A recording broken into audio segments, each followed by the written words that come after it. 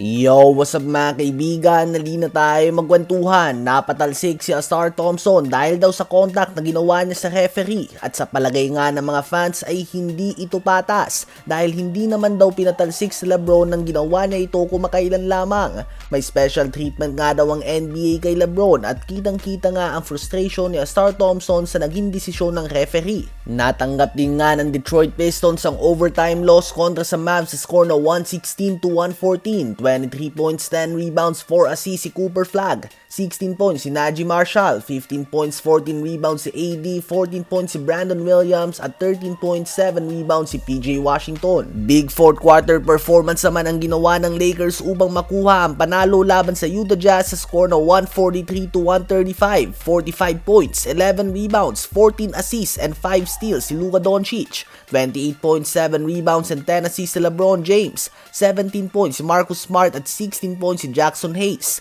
Dikit nga ang game na ito noong umpisa mga kaibigan, subalit solid fourth quarter sa pangunan ni Lebron at Luka ang dahilan kung bakit 19 wins and 7 losses na ang record ng Lakers ngayon. Naitabla naman ng Charlotte Hornets ang most 3-pointers made in a half na 18 hanggang sa tuluyan na nga nilang tinalo ang Atlanta Hawks sa pagbabalik ni Trae Young sa score na 133-126. 28 points and 13 assists si LaMelo Ball on 8 of 11 shooting sa 3-point line.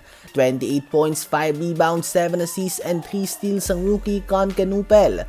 26 points, 5 rebounds and 7 assists din si Brandon Miller at 16 points naman si Miles Bridges. Nang tapos nga ang Charlotte Hornets na may 24 of 49 shooting sa 3-point line sa game na ito, habang nasayang naman ang 43 points, 11 rebounds and 9 assists si Jalen Johnson. Binigyan naman ng NBA Cup MVP Jalen Bronson ng Indiana Pacers ng isang game-winning 3-point shot. Nakuha ng Knicks ang panalo sa score na 114-113. 25 points, 7 rebounds, 7 assists si Jalen Bronson. 22 points, 8 rebounds, 5 assists si Mikal Bridges. 18 points si Jordan Clarkson. 16.6 rebounds si OG Anunoby at 16.6 rebounds and 11 assists si Tyler Kolek.